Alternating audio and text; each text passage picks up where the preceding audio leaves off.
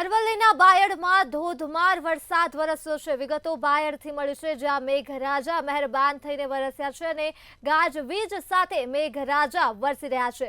તો આ સાથે જ 5 ઇંચ વરસાદથી અનેક જગ્યાએ વરસાદી પાણી ભરાયા છે અને તાલુકા પંચાયતનું પરિસર તળાવમાં ફેરવાયું છે। લાખેશ્વરી વિસ્તાર તથા પંજાબી સોસાયટીમાં પાણી ભરાયા છે। રહેણાંક મકાનમાં પાણી ઘૂસતા જ રહીશો ભારે પરેશાન થયા છે। તો ખેતરો રોડ જળબંબાકાર થતા જ વાહન વ્યવહારને પણ અસર થઈ છે।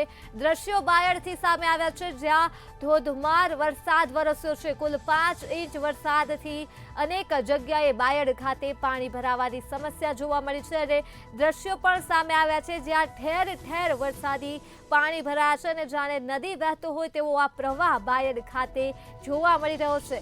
ત્યારે તાલુકા પંચાયતનું પરિસર તળાવમાં ફેરવાઈ ગયું છે અને લાખેશ્વરી વિસ્તાર તથા પંજાબી સોસાયટીમાં વરસાદી પાણી ભરાઈ ગયા છે।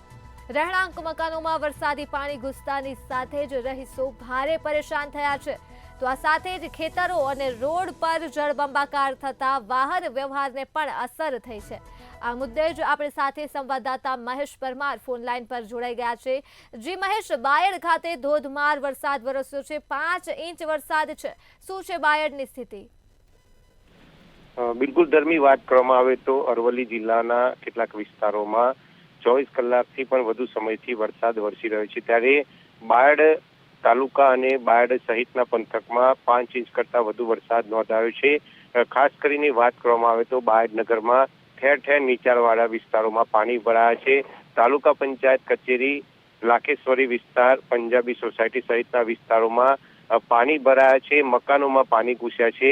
વરસાદી પાણીના નિકાલના અભાવના કારણે ગત વર્ષની જેમ આ વર્ષે પણ બાયડ નગરમાં ઠેર ઠેર પાણી ભરાયા છે। ત્યારે બાયડ નગરપાલિકા તંત્ર જે છે તે પાણી નિકાલ માટે નિષ્ફળ નીવડ્યું હોય તેવું લાગી રહ્યું છે। જી, તમામ વિગતો બદલ આભાર।